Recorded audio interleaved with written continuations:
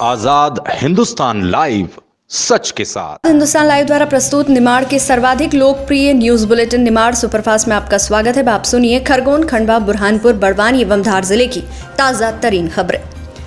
निमाड़ के चारों जिलों में कल नहीं आया कोई नया पॉजिटिव केस। बुरहानपुर में 1 की मौत, धार में मरने के बाद आई मृतक की रिपोर्ट पॉजिटिव। गुरुवार का दिन निमाड़ के खरगोन, खंडवा, बुरहानपुर एवं बड़वानी के लिए राहत भरा रहा। इन चारों जिलों में कल कोरोना का कोई नया केस नहीं मिला। बुरहानपुर में 1 कोरोना पॉजिटिव मरीज की मौत जरूर हुई।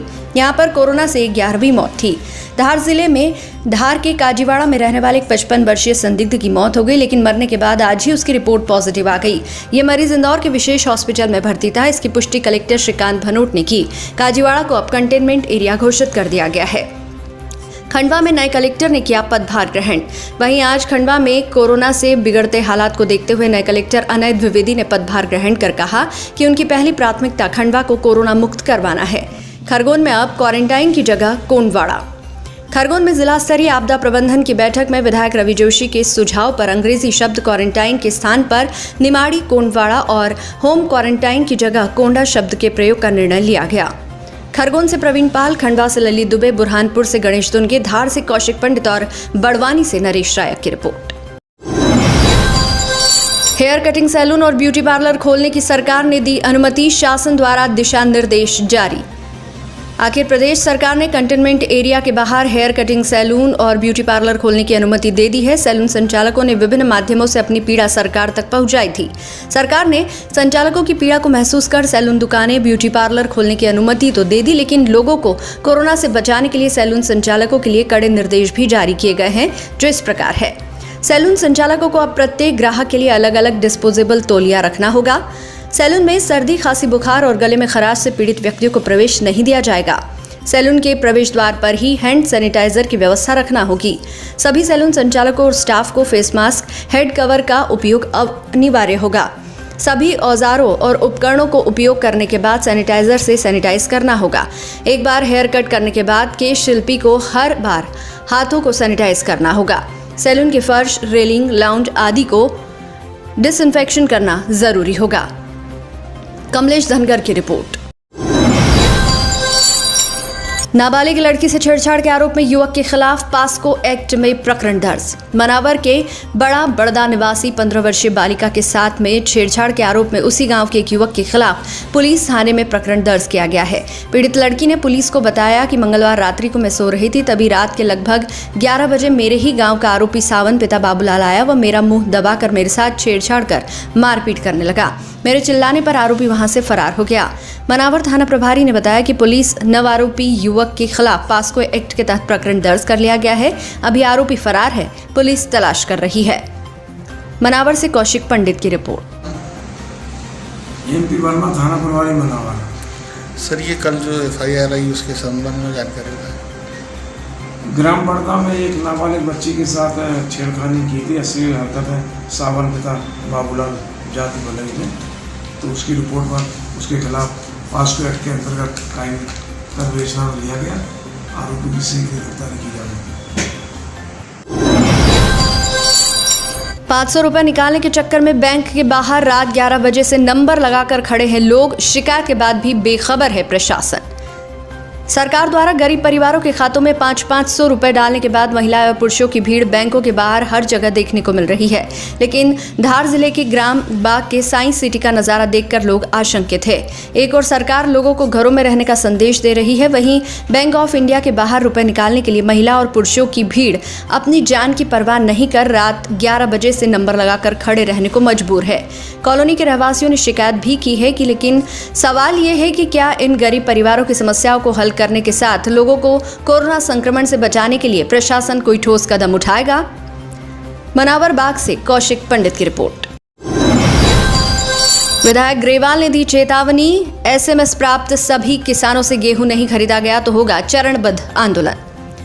सहकारी संस्थाओं द्वारा गेहूं खरीदी को लेकर किसानों की परेशानियों को देखते हुए सरदारपुर विधायक श्री ग्रेवाल ने गुरुवार को मुख्यमंत्री श्री शिवराज सिंह चौहान के नाम सरदारपुर SDM को ज्ञापन सौंपकर मांग की कि गेहूं खरीदी की समय सीमा 26 मई से बढ़ाकर SMS प्राप्त सभी किसानों के गेहूं खरीदा जाए। यदि ऐसा नहीं हुआ तो सरकार के खिलाफ चरणबद्ध आंदोलन किया जाएगा। मुख्यमंत्री ने कहा था कि किसानों से एक एक दाना गेहूं खरीदूंगा तो उन्हें अपना वादा निभाना चाहिए। विधायक ग्रेवाल ने कहा कि एसएमएस प्राप्त अनेक किसानों से अभी तक गेहूं खरीदी नहीं हो सकी है। खरीदी केंद्रों पर तोल कांटे आदि अव्यवस्थाओं से खरीदी की व्यवस्था गड़बड़ा गई है, जिससे किसानों में आक्रोश है। 18 मई से एक नियत अवधि के पूर्व जारी एसएमएस प्राप्त किसानों से खरीदी हेतु टोकन और बिल जारी होना तक बंद हो गया है। विधायक ने चेतावनी दी कि 3 दिन में यदि एसएमएस प्राप्त किसानों की खरीदी प्रारंभ नहीं की गई तो हम किसानों के साथ चरणबद्ध आंदोलन करेंगे। राजगढ़ से दीपक जैन की रिपोर्ट। जन पोर्टल पर किसानों के बिल व टोकन पर रोक लग गई है। मैं मध्य प्रदेश के माननीय मुखिया शिवराज सिंह चौहान की मंशा थी कि मैं किसानों का एक एक दाना खरीदूंगा। फिर एसएमएस प्राप्त किसानों के गेहूं क्यों नहीं खरीदेगा। मेरा मध्य प्रदेश के मुखिया माननीय शिवराज सिंह चौहान जी से यही अनुरोध है कि एसएमएस प्राप्त सभी किसानों का गेहूं खरीदी जाए। साथ ही साथ जो 26 मई तक की गेहूं खरीदी की समय सीमा है, उस समय सीमा को भी बढ़ाई जाए।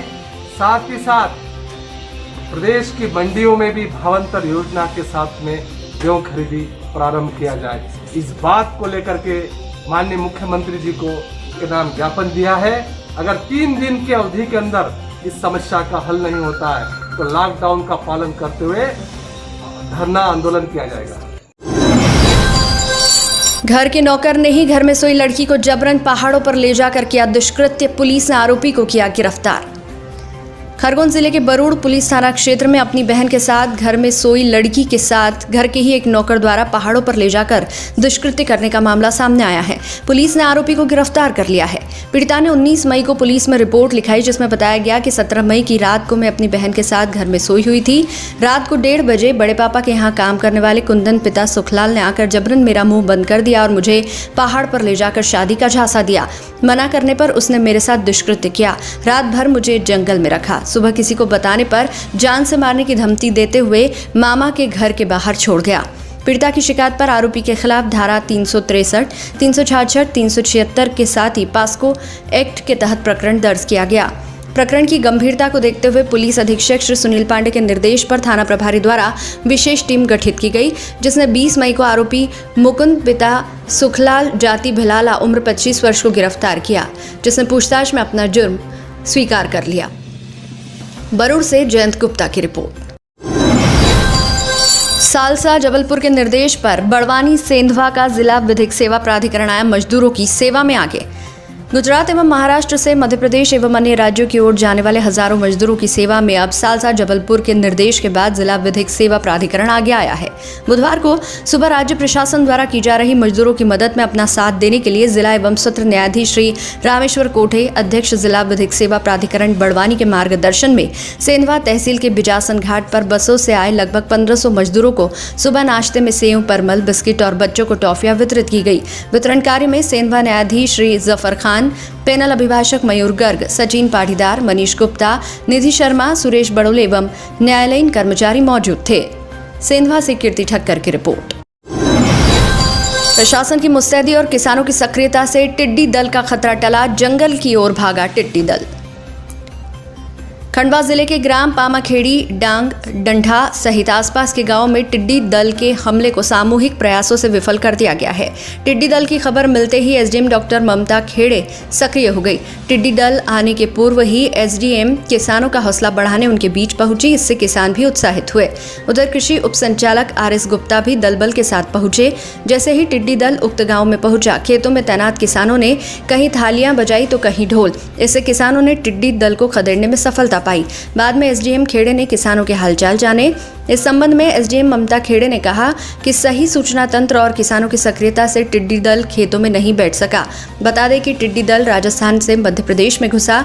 यह हरदा जिले से बलडी विकासखंड के पामाखेड़ी क्षेत्र में प्रवेश कर गया, लेकिन किसानों के सहयोग एवं अग्निशमन वाहन से पानी का छिड़काव कर टिड्डी दल को गाँव से खदेड़ा गया। मुंदी खंडवा से तरुण गुप्ता की रिपोर्ट। प्रवासी मजदूरों के लिए विधिक सेवा समिति बड़वाह ने लगाया विधिक सहायता शिविर। राज्य विधिक सेवा प्राधिकरण जबलपुर के जिला एवं सत्र न्यायाधीश व जिला विधिक सेवा प्राधिकरण के अध्यक्ष श्री BR पाटिल व अपर जिला एवं सत्र न्यायाधीश व सचिव श्री भारत सिंह रावत के निर्देशानुसार तहसील विधिक सेवा समिति बड़वाह द्वारा इंदौर खंडवा रोड पर प्रवासी मजदूरों के लिए विधिक सहायता का शिविर आयोजित किया गया, जिसमें प्रवासी मजदूरों के लिए अल्पाहार एवं जलपान की व्यवस्था की गई। पैरालीगल वॉलंटियर द्वारा पैदल जा रहे मजदूरों को सैनिटाइजर से हाथ धुलवाकर मास्क पहनाकर उन्हें सहायता सामग्री प्रदान की गई। सभी मजदूरों को कोरोना से सुरक्षित रहने के उपायों से अवगत कराया। इस सेवा कार्य में जसवीर सिंह भाटिया ने भी कोरोना योद्धाओं के मोबाइल से मोबाइल टांगने का हुक एवं सिर पर कोरोना से सुरक्षा की कैप प्रदान की। इस सेवा कार्य में श्रीमती ममता शर्मा, कुमारी दीपमाला शर्मा, विधिक सहायता कार्यकर्ता कुमारी प्रीति वर्मा, श्री कमल सिंह तंवर, श्री RN सावलदे, सहयोगी समय अंबिया एवं न्यायालय कर्मचारी द्वारा सहयोग प्रदान किया गया। बड़वाह से नवरत्न जैन की रिपोर्ट। सेवा प्राधिकरण जबलपुर एवं जिला विधिक सेवा प्राधिकरण मंडलेश्वर के निर्देशानुसार तहसील विधिक सेवा समिति बड़वाह के द्वारा प्रवासी मजदूरों की सहायतार्थ एक शिविर का आयोजन किया जा रहा है, जिसमें पैदल जाने वाले मजदूर जो अपने घर की ओर जा रहे हैं उन्हें राहत सामग्री प्रदान की जा रही है और उन्हें कोरोना वायरस जैसी महामारी से बचने के निर्देश और उपाय बताए जा